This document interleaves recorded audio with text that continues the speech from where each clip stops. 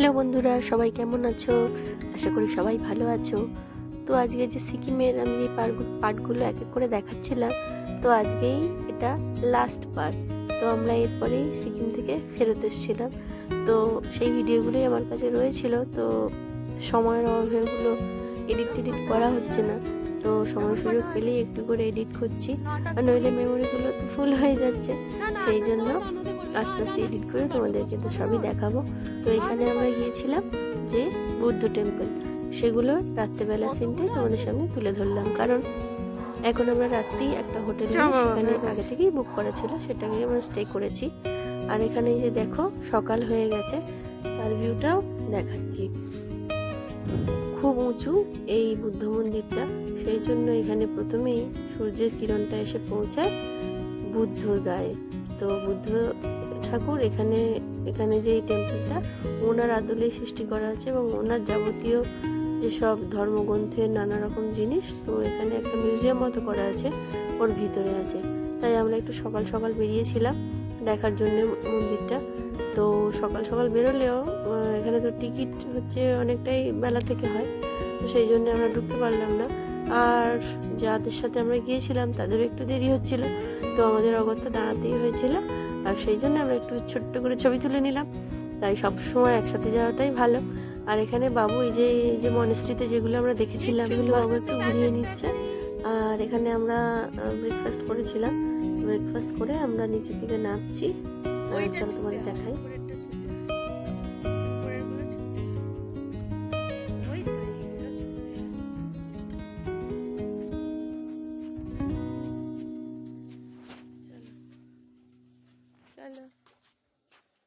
মিঠাই ছুঁয়ে ছুঁয়ে আসছে।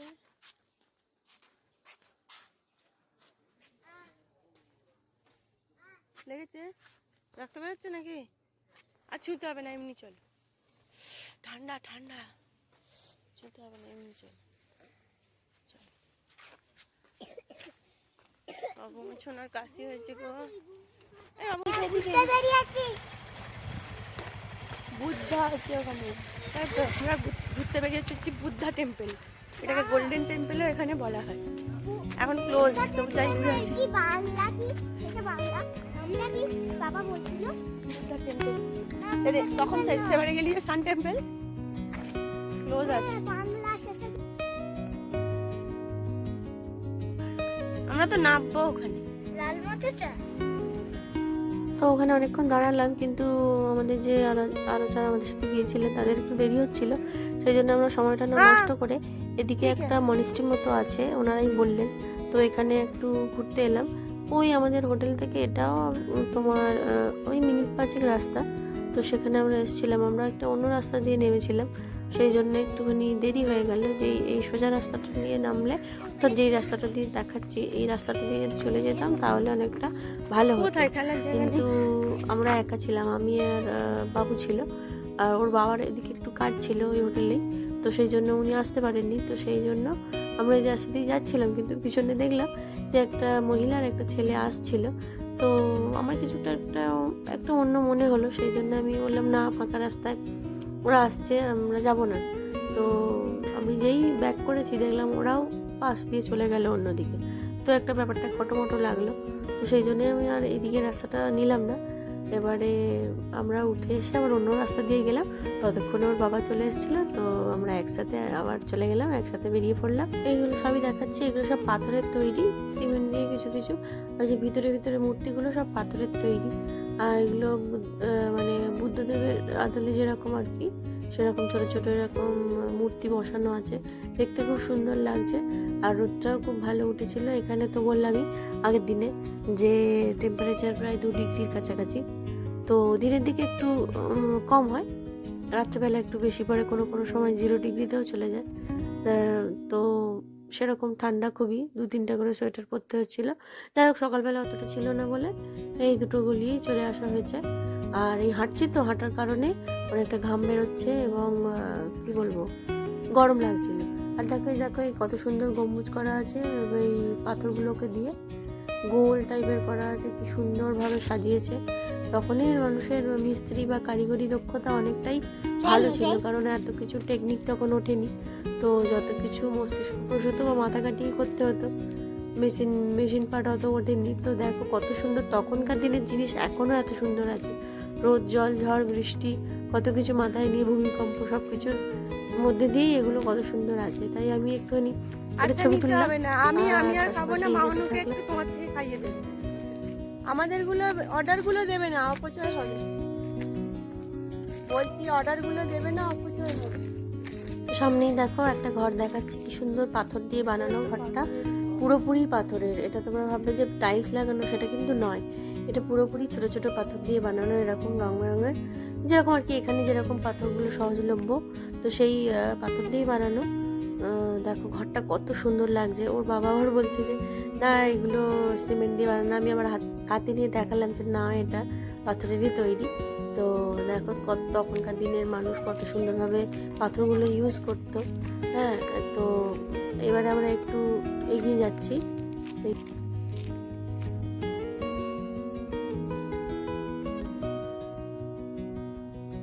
ওই মন্দিরটার ওখানে যাব, ওই যে সাদা মন্দির দেখা যাচ্ছে, ওইখানেই আমরা যাব। তো কাউকেই দেখতে পাচ্ছি না যে কাউকে কিছু জিজ্ঞেস করব যে এই কোর্ট মতো এটা কি মাঠ কোনো, নাকি কোনো সুইমিং পুল, আমি কিছু ভেবে পাচ্ছি না। আমার মাঠের মতনই হবে, মানে যেখানে আর কি বাস্কেটবল বল খেলা হয়, নাকি ওনাদের কোনো প্রেয়ারের, মনে হচ্ছে প্রেয়ারেরই কিছু হবে, নাহলে এখানে তো খেলার কোনো ব্যাপার নেই। তো যাই হোক, জানতে পারলাম না কিসের জন্য এটা করা হয়েছে। তো আমরা একটু এগিয়ে গেলাম, ওই মন্দিরটার কাছে যাচ্ছি, চলো তোমাদেরও দেখাই। সেই সাদা সাদা পতাকা, যেরকম প্রথমে সিকিমে আসার সময় দেখিয়েছিলাম, নানা রকম রং বেরঙের সাদা সাদা পতাকা। আর এখানটা দেখো সাদা পতাকা বলে এত সুন্দর লাগছে, যেন মনে হয় কোনো তরঙ্গ বা ঢেউ ঢেউ খেলে যাচ্ছে, পুরো হাওয়াটা এত সুন্দর যাচ্ছে। আর এই জন্য বাবুর একটা ছবিও তুলে নিলাম। জানো তো এখন সব হাতে ফোন থাকলেই ছবি তোলার হিড়িক, তো সেটা আমিও অগ্রাহ্য করতে পারিনি। তো একটা স্মৃতি বা মেমোরিতে থাকবে, সেই জন্য ছবি তুলে নিলাম। আর এখানে যে মনেস্ট্রিতে নামার সাথে সাথেই আবার সেরকম যেই চাকার দেখতে পেলাম, ওনাদের ভাষায় কি লেখা আছে। তো সেইগুলো দেখো বিশাল পুরনো, অনেক দিনেরই পুরনো হয়ে গেছে লেখাগুলো। আর এগুলো দেখো সিলভারের উপর এই পাতগুলো, রিংগুলো, মানে পাতগুলো জড়ানো, এই যে কাঠের জিনিস, এগুলো কাঠের উপরে এই পাতগুলো জড়ানো আছে। তো ওখান থেকে নামতেই এরকম হালকা হালকা ছোটো ছোটো সিঁড়ি করা আছে, যাতে নামতে সুবিধা হয়, অনেকটা ধাপগুলো উঁচু উঁচু নয়। আর এই যে দেখো আবার পাথরের এরকম দেখা যাচ্ছে, আর সুন্দর একদম প্রশস্ত জায়গা গিয়ে। তো ওই যে পাথরগুলো কীরকম চাপানো আছে দেখো, পাঁচিল মতো করা আছে। আর হচ্ছে এইখানে ওনাদের ভাষায় আর কি লেখা আছে আমি যতটা জানি না, তো এইগুলো ওনাদের ভাষায় লেখা আছে। আবার ওরকম পতাকা, আর সামনে যেটা দেখতে পাচ্ছ ওর ভিতরেই আমাদের বুদ্ধ ভগবানের অনেক কিছু ছবি আছে বা মূর্তি আছে, কিন্তু এখানে কাউকে আমরা দেখতে পেলাম না। সেই জন্য অগত্যা আমরা ঢুকতেও পারলাম না, কারণ এখানে গেলে হতো, তো কাউকে দেখতে পেলাম না, সেই জন্য আর সাহস করে ভিতরেও ঢুকলাম না। কারণ আবার যদি ঢুকতে নিষেধ থাকে, যদিও মন্দিরে নিষেধ থাকে না, কিন্তু তবুও কাউকে না দেখতে পেলে কি করে, ওখানে মন্দির তালা দেওয়া ছিল, বুঝতে পারছো তো। তো তালা দেওয়ার জন্য ঢুকতে পারলাম না একদমই। তো আবার তাই এখানে বাবুকে একটু বললাম যে প্রদক্ষিণ করে নে, একটু ঘুরে নিলেও ওই যে এটা থামটা ঘুরে একটু প্রদক্ষিণ করাচ্ছি। আর পরে আমরা যখন হোটেলে ফিরলাম, তখন ওনারা মানে যারা আমাদের সাথে আরও এসেছিলো, তারা তো পরে এসেছিলো, তো ওনারা বললেন যে না, পরে ঢুকতে দিচ্ছিল, ওখানে একজন ছিলেন, তো উনি এসে মন্দিরের তালা টালা খুলে দিয়েছিলেন। তো আমরাই দেখা হলো না আমাদের। আর ভিতরটা শুনে নাও, বললো যে হচ্ছে ভগবান বুদ্ধের নানা রকম ছবি আছে, আর কি যেরকম মূর্তি আর প্রত্যেকটা মনেস্ট্রিতে যেমন থাকে সেরকমই, অন্য কিছু নেই। তো ঠিক আছে, তখন আমরা বললাম ঠিক আছে, কোনো ওটা নাই দেখা হোক, অন্য মনেস্ট্রিগুলো দেখেছি, তবুও আমরা একটু দর্শন করে নিলাম, এটাই যথেষ্ট। আর এই যে এখানে দেখো, আর ওই মন্দিরের পাশেই একটা এরকম ছিল, সেই যে বড় বড় ঘোরানো বললাম তো সেরকম। তো বাবুকে নিয়ে আমরা একটু গেলাম এটা ঘোরাতে। আর এর যে উপরে একটা ঘন্টা মতো আছে, মানে এটা ঘোরানোর সাথে সাথে সেই কাঠের পাটাতনটা উপর থেকে ওখানে লাগবে, আর অটোমেটিকই ঘন্টাটা বেজে যাবে। তো যতবার ঘোরাবে ততবারই ঘন্টাটা, মানে একটা সার্কেল কমপ্লিট করলেই ঘন্টাটা বাজবে। তো আমরা এই বাবুকে, খুব ভারী, ভীষণ জায়গাতে মানে ঘোরাতে অসুবিধা হচ্ছিল, তো বাবু ঘোরালো, আমিও ঘোরালাম, সেই ভিডিওটা তুলিনি। আর এই যে বাবু এবারকে ষষ্ঠাঙ্গে প্রণাম করছে, বললো আমি প্রণাম করো হলে করো। তো এবার আমরা ফিরে চলেছি আবার ওই রাস্তা দিয়ে ঢুকেছি, ওই যে দূরের রাস্তা দিয়ে। আর এই রাস্তা দিয়ে বললাম না যে এই শর্টকাট রাস্তাটা ছিল, তো এখান দিয়ে আমরা আবার বাইরের দিকে যাচ্ছি। ওর বাবা বললো যে এটা দিয়ে চলে এসো, এটা দিয়ে সুবিধা হবে। আমি তো আর বলিনি কেন আগের বারে এটা দিয়ে আসিনি, পরে বলেছিলাম। তো এটা দিয়ে আবার ফিরছি।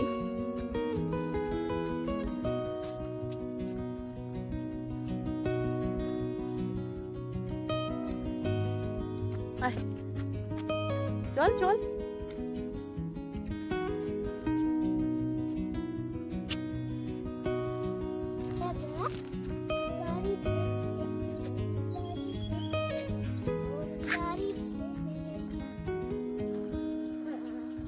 না না না না না না না না।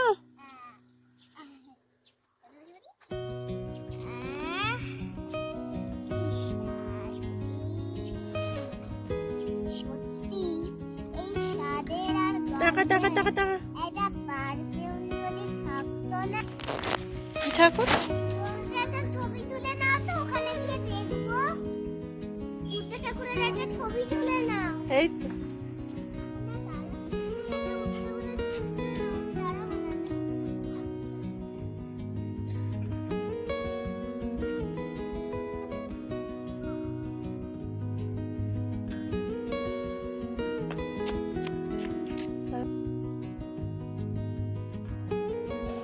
তো আমরা টিকিট কেটে ঢুকে পড়লাম।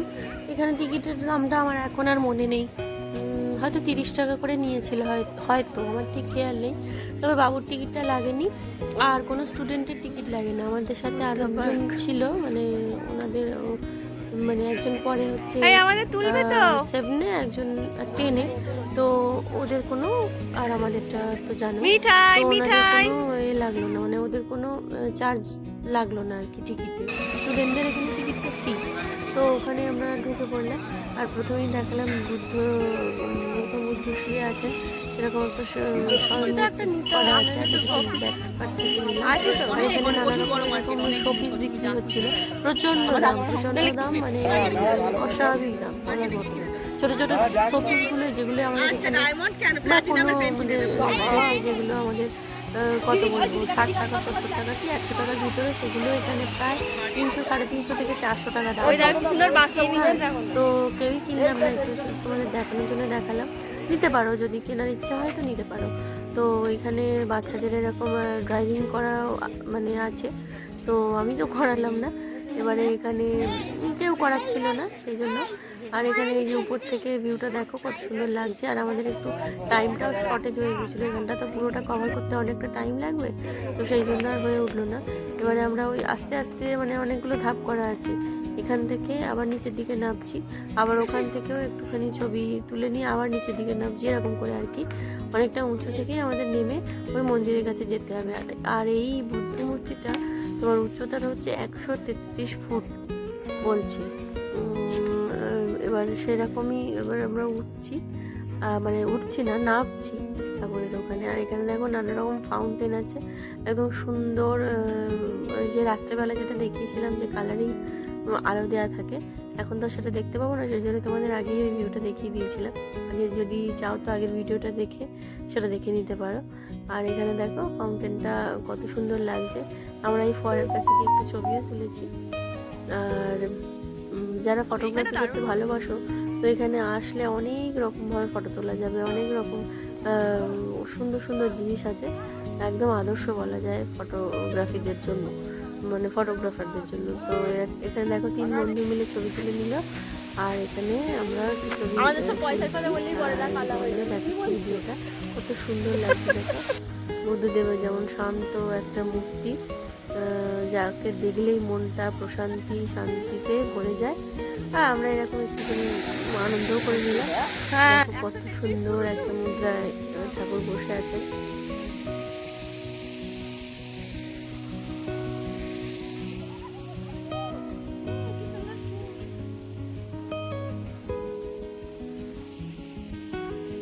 সুন্দর জায়গা।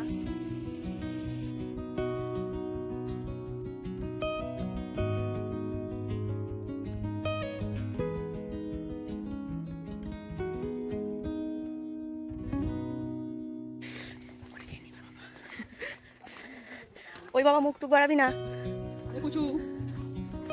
আমাদেরটা ধিস্তি নয় তো, ও তো ধিস্তি। আমাদের ও ঘরে কি যে করে, এখানে তো অতজনের আন্ডারে আছে বলে ঠিক আছে, তাহলে ওই একা কেউ ছুট পেলে কি করবে বলো? এই রাত্রেবেলা আমাদেরটা জল খাবে করে করছে, আমি তো নেই তো বাবা। আর তেল তো কত তেল দিয়েছি আমাদেরটা, ওটার তেল এরকম মানে মানে 2 ছিপি তেল আসছে।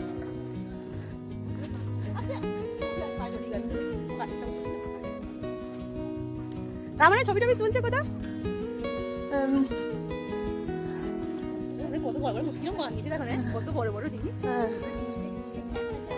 আমরা তো দেখলাম না, হ্যাঁ আপনার সাথে তো ছিল, আমরা জানি আপনার সাথে আছে।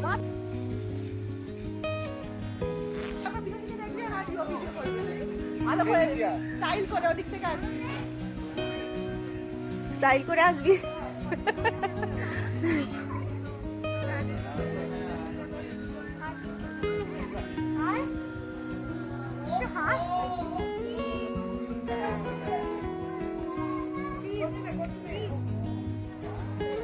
আসতে বাবা,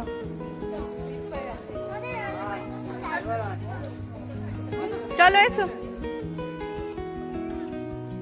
এখন দেখো এই যে যেটা দেখাচ্ছি সেটা হচ্ছে তোমার কুয়া মতো একটা বিশাল বড় একটা জালার মতো জিনিস বা বাটির মতো, আর সেখানে দেখো নীল জল, মানে ভিতরটা নীল কালার করা হয়েছে, জলটা স্বচ্ছ জল দেওয়া হয়েছে, নীল মতো জলটা লাগছে। তো এটা একটা কুয়া মতোই, এটা একটা মিথ আছে যে এখানে তোমার যদি কোনো মনের ইচ্ছা থাকে তো তোমার মনের ইচ্ছাটা পূরণ হয়ে যাবে। এখানে একটা কয়েন ফেলতে হবে এবং পিছন দিকে মুখ করে ফেলতে হবে, যাতে একদম ওই মানে কুম্ভটা যেই জল রাখা আছে যেখানে ওটার মধ্যেই গিয়ে পড়তে হবে, আর পিছন ফিরে তাকানো যাবে না। তো বাবু ওটা করলো, যে পিছন দিকে ফিরলো, আর ওটা তো আমি ধরেছিলাম মানুকে, ওর বাবা কোলে নিয়েছিল, তো সেই জন্য সেই ভিডিওটা আর বানাতে পারলাম না। তো বাবু কয়েন ফেলেছে ওখানে এবং ওর নিজের কি মনের ইচ্ছা সেটা জানিয়েছে। আর এবারে আমরা ওখানটা ফেলেই এবারে নিচে চলে আসছি, দেখা ওখানে কমপ্লিট। আর ভিতরটা আর কোনো ফটো নেওয়া যাবে না, সেই জন্য কিনলাম না, ভিতরে অনেক কিছু ছিল দেখলাম, সেই জন্য এখানে ফটো তোলা নিষেধ, সেই জন্য তোমাদের দেখাতে পারলাম না। এবারে গিয়ে আমি দেখছে ওর পাশে ওইটাই সেকেন্ড ফ্লোরে ছিলাম আমরা, কি দেখা যাচ্ছে, ওই জন্য ভিউটা অত সুন্দর আসছিল।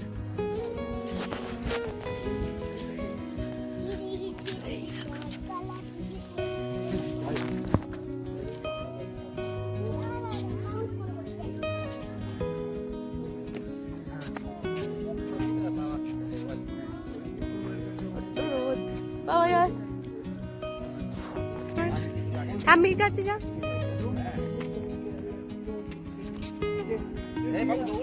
ওই যে মাছ মারা কাছে যাচ্ছে।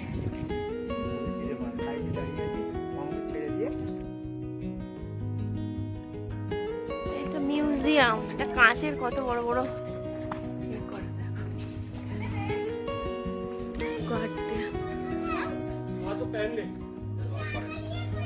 মিউজিয়ামেরও ভিতরে ঢুকেছিলেন, কিন্তু সেখানেও ছবি তোলা অ্যালাউ নেই। একদম সিসিটিভির সামনে বসে আছে একজন, তিনি সব লক্ষ্য রাখছেন, একজন মহিলা, তো একদমই বারণ ক্যামেরা।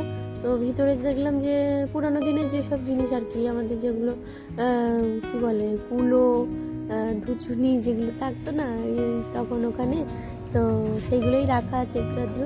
আর নানা রকম ওখানে যেসব টুপি, মানে আমাদের যেগুলো মানে জানাশোনা তার মধ্যে থেকে বললাম। এবার তারপরেও আরও অনেক কিছু ছিল, ওনাদের ইনস্ট্রুমেন্ট ছিল, মানে ওনাদের বাদ্যযন্ত্র, তারপরে কি বলে ওগুলো গ্রামাফোন, তখনকার দিনের ক্যাসেট কীরকম দেখতে হতো, telephone, black and white TV কীরকম দেখতে ছিল, এরকম নানা রকম জিনিস আছে। তারপরে ওনাদের নানা রকম মাটির পট কীরকম দেখতে ছিল, সেগুলোর একটা করে স্যাম্পেল ওখানে রাখা আছে, সেগুলোই দেখে এলাম। আর নানা রকম বই রাখা আছে, মানে ধর্মকেন্দ্রিক বা এখানে ট্যুরিস্ট ভিজিটের যেরকম বই সেরকমও অনেক বই আছে। বিশেষ করে মানে ওনাদের ধর্মের ব্যাপারে যেসব বইগুলো আছে সেইগুলোই ওখানে রাখা আছে। তো ওখানে সুন্দরভাবে যত্ন করেই রাখা আছে, সেগুলো একটু দেখে এলাম। আর এই দেখো এবার আমরা ওই ফিরে যাচ্ছি আর কি। তো এই যে সামনে চুনা পাথরের এত মানে এখানের পাথরগুলো না সব চুনা পাথর, মানে এখানে স্লেট পেন্সিল যেগুলো তৈরি হয় না, তো এখানেরই পাথর নিয়ে গিয়ে মনে হচ্ছে তৈরি হয়। কারণ আমি দুটো তুলেছিলাম পাথর ওখান থেকে, ওনারা কেউ নেয়নি, আমি নিলাম। এখানে গিরিমাটিটা মানে এখানের মাটিতেই তো গিরিমাটি হয়, তো অনেক জায়গায় ওরকম গিরিমাটির মতো কালারের মাটি আছে, খড়ি মাটির মতো মাটি আছে এবং পেন্সিলের মতো মাটি আছে। তো আমি তুলে নিয়েছিলাম পুরো একদম পেন্সিল যেরকম পুরো সেরকম মাটি। আর তো এখানে চুনা পাথর বললাম না, সেই জন্য এরকমই দেখা যাচ্ছে। গিরিমাটি তুলে দিচ্ছে ছিল, কিন্তু ওনারা নেয়নি বলে আমিও আর সাহস করে কোথাও বলতে পারলাম না। জিনিসটা আমার মনে একটা আক্ষেপ রয়ে গেল। তো যেখানেই আমি বেড়াতে টেড়াতে যাই সেখানে নানা রকম মাটি, নুড়ি বা গাছের ফল এগুলো আমি সংগ্রহ করে আনি। আমার এটা মানে হবি বলতে পারা যায়, ইচ্ছা। তো আমার মাও ওরকম করতেন, যেখানেই ঘুরতে যেতেন একটা করে নুড়ি হলেও সঙ্গে আনতেন, সেখানে জিনিস নিদর্শন হিসাবে। আর কেনাকাটি তো থাকবেই, সে কথা বাদ দাও, কিন্তু প্রকৃতি প্রদত্ত জিনিস যেগুলো আমরা হাতের কাছে পাচ্ছি সেগুলো দু একটা যদি আমরা আনতে পারি, রাখতে পারি, তো খুব ভালো লাগে। ওনার মানে আমাদের বাবুর বাবা যখন মদমহেশ্বর গিয়েছিল তখনও আমি ওখান থেকে নানা রকম পাথর এগুলো সংগ্রহ করে রেখে দিয়েছি। আনতে বলেছিলাম, আমার তো আর যাওয়া হয়নি, তো সেগুলো সব আমার কাছে আছে। আর এই যে দেখো রাস্তার ধারে ধারে নানা রকম মানে কি বলবো, এরকম বাঁদরের দল দেখা যাচ্ছে। আর এই যে নিচে যে দেখতে পাচ্ছ ওইটা হচ্ছে তিস্তা নদী। দেখো এখন কোথাও মানে খুব কম জল, চর পর্যন্ত দেখা যাচ্ছে। আর আমাদের সাথে যারা এসেছিলেন তারা আগে এটা ঘুরে গিয়েছিলেন, তো তখন বলছিলেন যে যখন এসেছিলেন আর কি তখন একদম দুকুল ছাপিয়ে জল, খুব স্রোত ছিল জল। আর এখানে ব্রিজটাও ভেঙে গিয়েছিল, কিন্তু জলই কম। হ্যাঁ কোথায় বাবা, এখন তুমি দেখছো আমরা যখন এসেছিলাম ওই ফুসতে তিস্তা একবার, এটা স্রোত কি, জলের কালার কি, জলের পাখা রাস্তা ভেঙে গেছিল আর জল বেরোচ্ছিল আস্তে আস্তে, আমাদের বিশাল স্রোত। আস্তে আস্তে গেল। এই দেখো এটা দেখো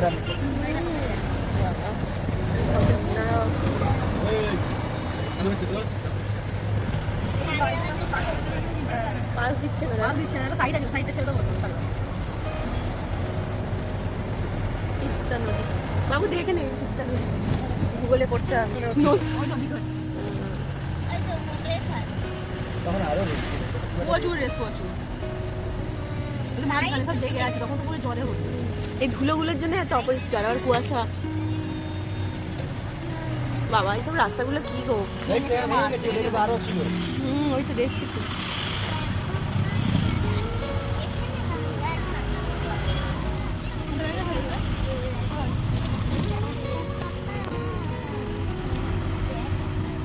এই তুই পাশ দেবে না যাচ্ছে।